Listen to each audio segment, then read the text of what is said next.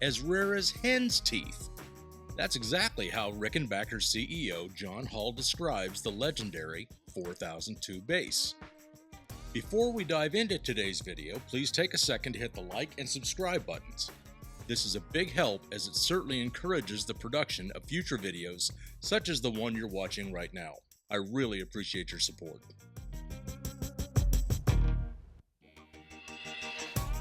I must admit, when I decided to tackle the Rickenbacker 4002 bass for my second video, my guess was that this task would be simple. I mean, heck, the bass was available for less than a decade and only available in a few finishes, so how much of a story could there really be to tell? How many people would really need to be interviewed? Boy, was I mistaken. I appreciate you joining me as we review the fascinating story of the Rickenbacker 4002 bass. Hi, I'm Chris Maury, and thanks for watching. This 4002 video is the follow-up to my Rickenbacker 4005V bass companion video, released in September of 2024. Please note, I'm not a paid endorsee of any of the products mentioned in this video, nor have I received any product consideration from any companies or manufacturers. I'm simply a bass player with an appreciation for the products included in this video. All of the information included here was painstakingly researched, and nothing was generated using AI. The purpose of this video is to review the Rickenbacker 4002 bass, which was introduced in 1977 and available through 1984. Along the way, we'll reveal the most famous owner of this rare bass, get direct feedback from other 4002 owners, discuss myths and fun facts, and review the handful of ultra-rare factory special 4002 basses which have been produced since 2013. I'll also share the direct link between the original 4002 basses and the new generation. Video demo links are included. Please note there is a chapter list in the video description to help you locate specific information.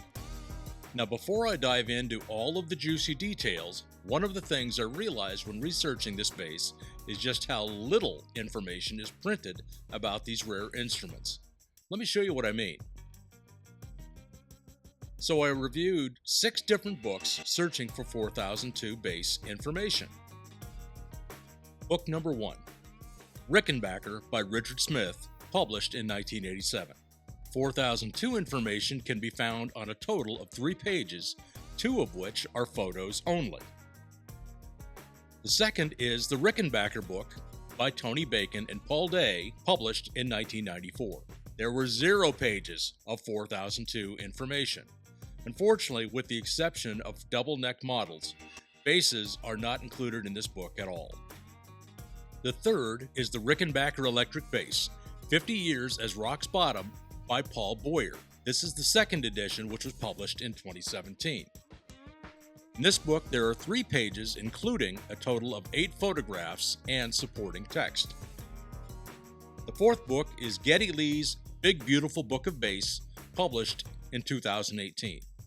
In Geddy's book, there's 1 page of 4002 bass information, which includes 4 photographs and text. The fifth book is Rickenbacker Guitars, Pioneers of the Electric Guitar by Martin Kelly and Paul Kelly, which was published in 2023. Although this book is a must-have for any Rickenbacker enthusiast and includes some fantastic bass coverage, unfortunately, there is 0 information on the 4002 bass. The sixth and final book I reviewed is The Bass Book, a complete illustrated history of bass guitars by Tony Bacon and Barry Morehouse. This was the second edition, which was published in 2016. The book indeed includes Rickenbacker bass information and even includes a list of Rickenbacker basses. Curiously, however, the 4002 bass is not mentioned at all. So, out of a total of 6 books, only 3 of these include any mention of the 4002 bass.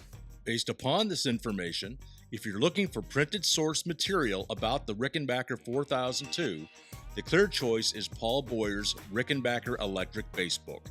Don't get me wrong, all of the books mentioned are wonderful resources to have in your collection, especially when it comes to researching Rickenbacker history, other favorite Rickenbacker models, and in providing key nuggets of information for cross-referencing. Additional information about other Rickenbacker resources will be shared later on in this video.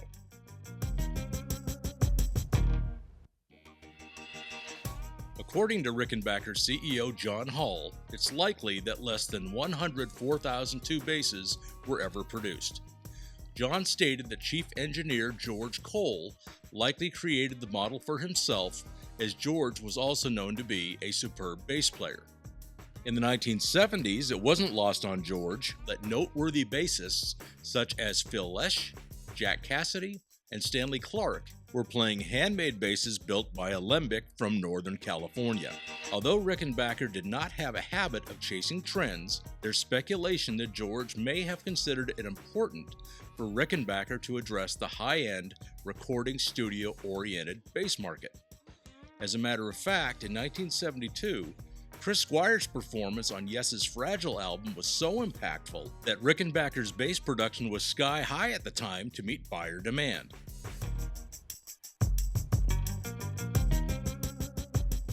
The 4002 was listed by Rickenbacker as a limited edition, full-scale, super deluxe solid body, low-high impedance electric bass. This 33 1/4 inch neck-through body bass was chock full of elegant features, including a two-piece maple neck with a Shedua stringer, walnut headstock wings, a thick 21-fret Gaboon ebony fingerboard with pearl dot position markers, and chrome-plated hardware throughout, including on the Schaller M4 tuning machines.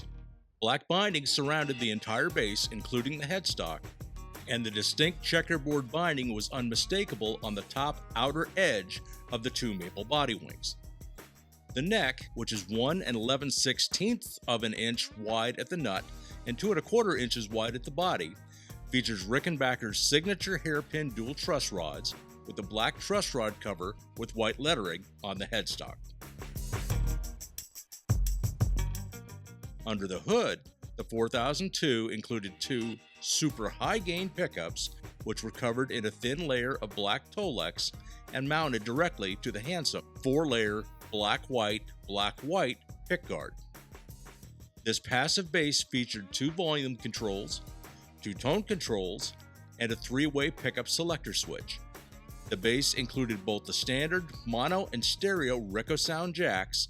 However, unlike every other bass in its product line, it included a low-impedance XLR jack as well for plugging directly into a mixing board, with the idea being that it could be run through amplification and directly into the board while recording. The tone of the bass is different than standard Rick basses, as the unique split coil inline humbucking pickups had lower output than the standard high-gain pickups, but were exceptionally clean with outstanding low-end definition. This is due to the bifiller pickups, as well as due to the 60s Fender Jazz bass pickup placement. Bifiller means the pickups had 2 different sets of windings, one for the mono and Rickosound jacks, the other for the low-impedance XLR jack. Curiously, only the treble pickup was wired to the XLR. Basses came strung new with round wound strings. Contributing to the tone, the story is that George Cole added a lead weight under the fingerboard of the 4002 and to subsequent 4000 series instruments to dampen notes which had overwhelming resonance. Although weight was listed as 12 pounds on the Rickenbacker price list and 10 pounds in the 1984 Rickenbacker bass catalog, actual weight reported by owners varied from 9 pounds to about 11 pounds. Although George Cole was the primary architect of the 4002, it's also important to credit the overall iconic look of the bass to German designer Roger Rossmeisel, whom was responsible for designing many Rickenbacker guitars, including the 300 series and the 4000 series of basses. Roger was at Rickenbacker from 1953 until 1962. The bodies of the 4002 were listed as selected, seasoned bird's eye, and curly maple, and the bass was available in 2 finishes. The first was Maple Glow, a clear varnish over natural maple.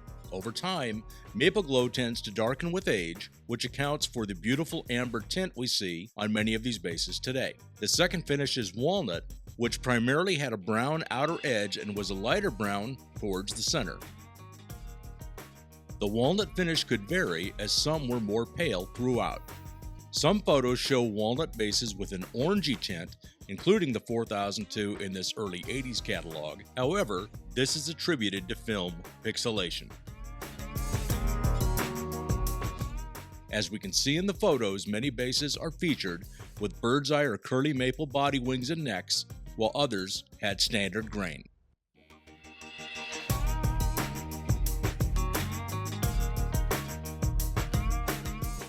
When introduced in 1977, the retail price of the 4002 was $1,275. The optional hardshell case was an additional $78, and there was a deluxe road case option, which retailed for $150.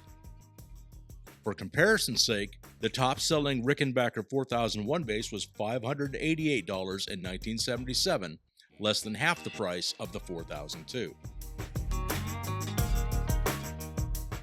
Although Fretless was never an official option on the Rickenbacker price list during the entire time the 4002 was available, we know at least 2 Fretless bases were produced in walnut. Optionally, throughout its entire 8-year run, the 4002 base could be ordered in a left-handed version for an additional $50. However, no evidence could be found that a left-handed 4002 was ever produced. Even though it was advertised as such in the Rickenbacker catalog, the 4002 was never intended to be a limited edition instrument. It just worked out that way as production numbers were low based upon demand. Retail price was $1,600 in January 1981, which later increased to $1,640 in August of 1984. In many ways, the 4002 was ahead of its time. However, it was removed from the price list in August 1985. The 4002 bass was featured on the cover of the 1984 Rickenbacker bass catalog in its final year. The cover featured a beautiful maple glow model with stunning bird's eye maple body wings. Despite the 4002's removal from the price list in 1985, reports are that Rickenbacker had backstock of this deluxe bass into the early 90s.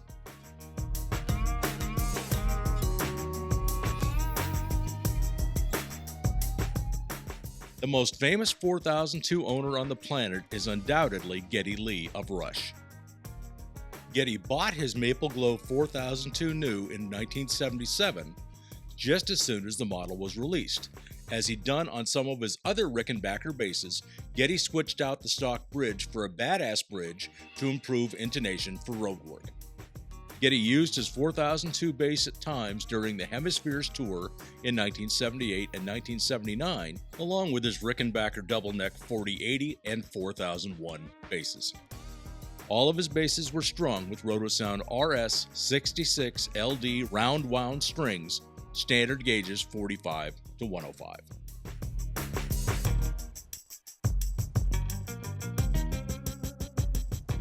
Glenn Johnson is a versatile multi-instrumentalist who lives in Dallas, Texas, and the original owner of a 1979 Maple Glow 4002. Glenn's 4002 had been on the floor of a local dealer for 5 years when he bought the bass in 1984. He shared with me that the bass came with round wound strings and describes the neck on his bass as shallow and flat with a super smooth ebony fingerboard. His bass has low action and is strung with extra light gauge Rotosound RS66 LA strings with string gauges from 30 to 85. Originally from Mexico City, bassist Lalo Garcia has toured with Chuck Berry, Little Richard, and Wanda Jackson. Lalo is one of the very few people on the planet who owns both a Maple Glow and a Walnut 4002. His Maple Glow was built in 1978 and the Walnut in 1982. Lalo's Maple Glow bass is 9.3 pounds and the Walnut is 9.4 pounds. Scott Pope is the owner of a 1981 Walnut 4002 which he purchased in the early 90s. Now, unlike the neck on Glenn Johnson's bass, the neck on Scott's bass is chunky. This was Scott's primary gigging bass for years. String-wise, Scott's favorites are the GHS Progressives with string gauges of 45, 60, 80, and 105 which he feels really brings out the broadest tone and best versatility in the bass. David McDonald is a bassist from Toronto, Canada. He owned a 1978 4002 for about 10 years. He remembers it being heavy, likely about 11 pounds. He said it had an extremely comfortable, shallow neck. His bass was dead quiet and extremely versatile. Also hailing from Toronto, Steve Wood owns a 1982 4002, which he acquired around 2008. The neck on Steve's bass is comfortable, but not as shallow as his 1968 4001. The weight on Steve's bass is 9.7 pounds. He loves the ebony fingerboard and the hi-fi tone and prefers stringing it with Tomastic flats. You can find a photo of David and Steve with their 4002 basses on page 59 of the second edition of Paul Boyer's Rickenbacker bass book. Bassist Joey Vasco, known as Rickenbrother on Rick Resource, describes the sound as clear and articulate without sounding sterile. It has the overall tone of a 4001, but has more fundamental and is easier to control.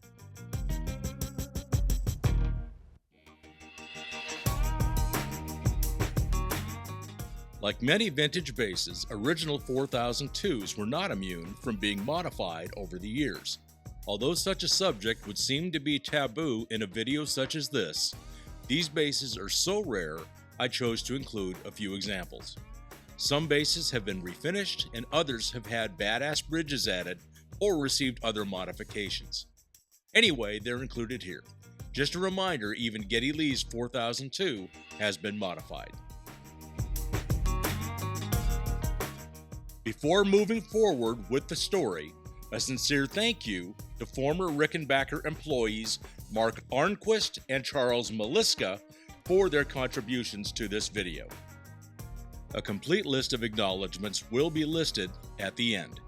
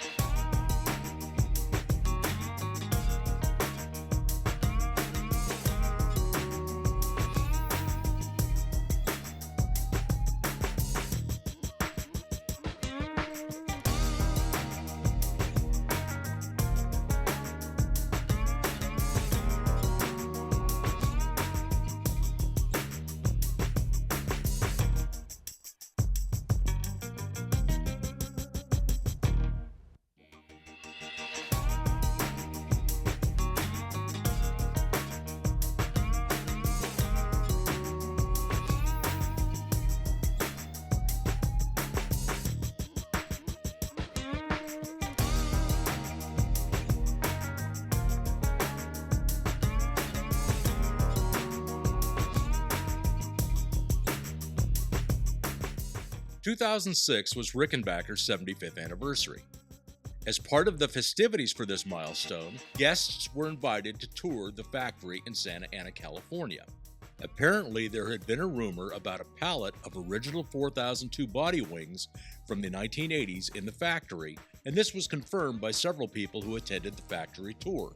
Although I couldn't find a photo of this mythical pallet from that event, I was successful in locating photos of a raw set of 4002 body wings. After doing some additional investigation, I found evidence that a set of body wings were sold through an auction in Boston in 2016. Upon close review, it appears the photos are of the same set of wings. Word is that the wings were removed from the factory without authorization. The story of the 4002 body wings doesn't end here, so stay tuned.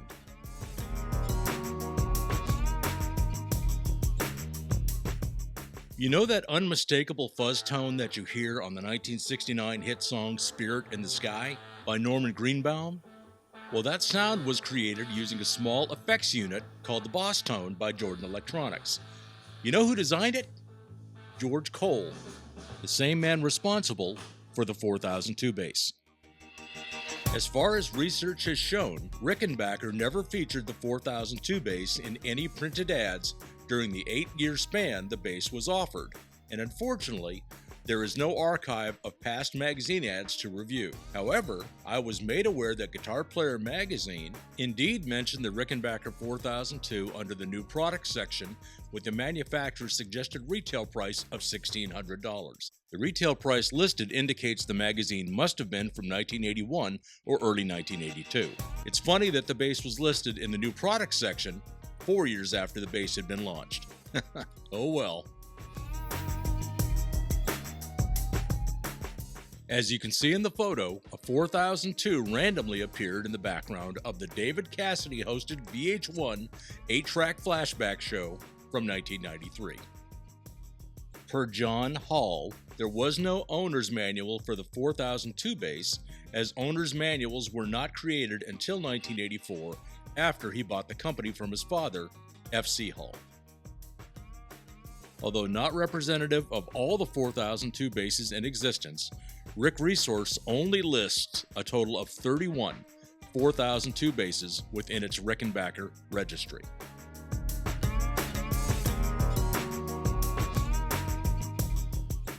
Although the 4002 has never officially been reissued, since 2013, Rickenbacker has produced a handful of factory special basses which are inspired by the original 4002 of the 70s and 80s.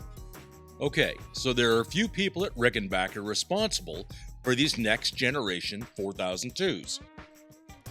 The first is Brendan Duff, who has been the customer service and dealer rep manager for many years. He's worked at Rickenbacker since January 2011 and worked his way up in the factory through several positions. So here's the story. In 2013, Brendan had to sell his beloved white 1981 4003 to pay for car repairs so he could continue to get to work. He told John Hull about having to sell his bass, so John allowed Brendan to have an instrument made. Brendan had seen the 4002 in the Hall's family collection, but knew he'd never be able to afford an original. He was overjoyed when John approved the bass he had in mind. Now, what makes Brendan's white 4002 truly special is that it's the only post-1984 4002 made using original 4002 body wings from the 1980s. It's also the only one made with an ebony fingerboard, as every other factory special bass either has a Richlite or maple fingerboard. Another differentiating factor are the purloined shark tooth fret inlays and what is now the old style bridge. The pickups were originally standard neck position, high gain 4000 series pickups, but they have since been replaced with Rickenbacker 3000 series pickups as used on the 3000 and 3001 bass. Black hardware adds the finishing touch to Brendan's unique bass.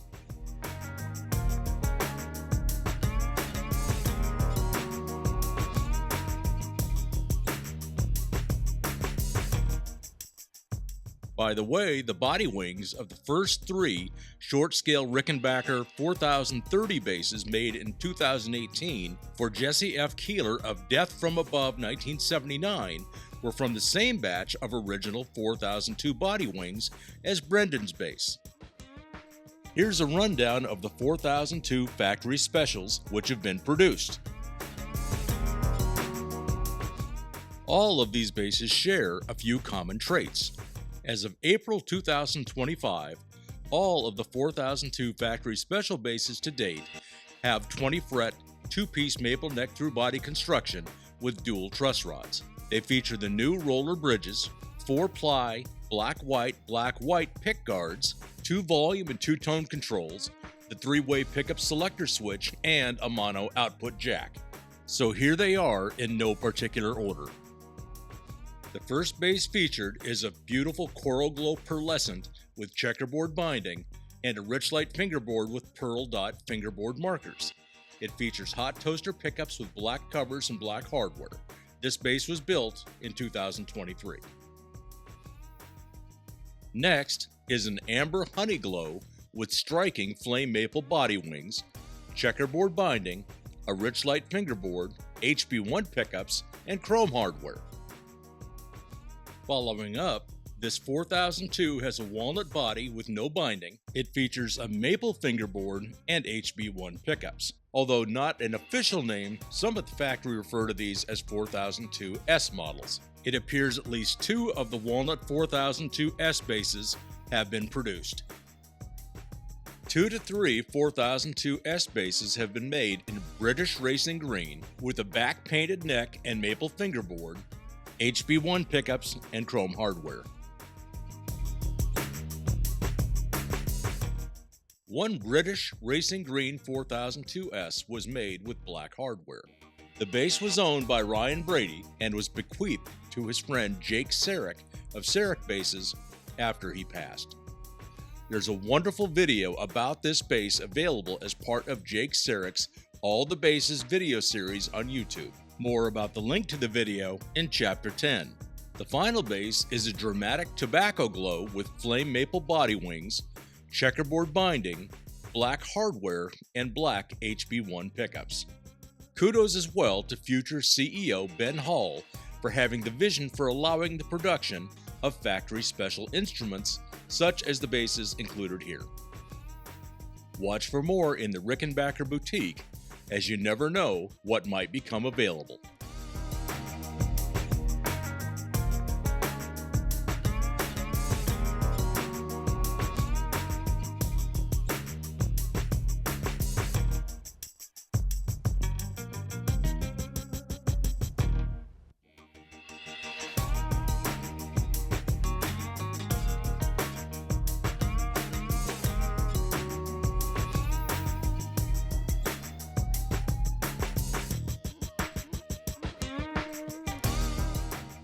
Paul Gray has been the bassist for English rock band The Damned for most of the band's history since 1980.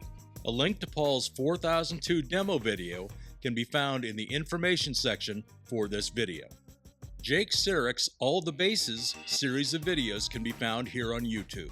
A link to Jake's demo video of his factory special 4002, as mentioned in Chapter 9, can be found in the information section. Here are other sources of information which have proven to be incredibly valuable, which I recommend to anyone researching the 4002 bass or any other Rickenbacker information. Rickenbacker.com. The company website is where you can find current and historic information, an archive of Rickenbacker price lists, which date back as far as 1953, and the boutique, which is where you may be lucky enough to snag a factory special 4002 should any become available. Rick Resource was launched in 1999 by collector Peter McCormack. It includes an in-depth forum section which features countless fascinating blogs, including several for bassists, a Rickenbacker registry which is managed by Ron O'Keefe of Ron's Vintage, a Rickenbacker marketplace, and much more. It's an incredible resource and a wonderful rabbit hole for researching anything Rickenbacker related. Just Rickenbackers includes Rickenbacker timelines, a serial number decoder, price list archive, and much more. RareRickenbackers.com offers a Rickenbacker masterclass, model and finish information, market watch information, and more interesting content. Rickenbacker 101 has a complete model identification guide, dozens of interesting articles on rare and fringe models, and lots of other fascinating content. Reverb is another great resource for information. Instruments listed for sale typically include lots of photographs, and many include valuable supplemental information. Ron's Vintage. Ron O'Keefe's Rickenbacker collection was built up over 30 years and is an excellent resource providing a historical overview of the Rickenbacker brand. By the way, 40% of the Rickenbacker instruments shown in Martin Kelly's book are from Ron's collection. Although Rickenbacker has created many amazing instruments for us bassists since 1957, the 4002 stands out as the crown jewel of this distinguished family of basses. This bass, with multiple unique appointments, is as rare as they come, especially in original condition. Putting together this video is truly a labor of love, and it was a privilege communicating with many of the fine stewards who are lucky enough to own one of these beautiful instruments. Finding a 4002 in original condition is extremely rare. Prices on the vintage market have continued to rise, but like anything else, supply and demand will determine value and pricing. Best of luck and good fortune to anyone seeking one of these rare beauties. Thank you very much for watching.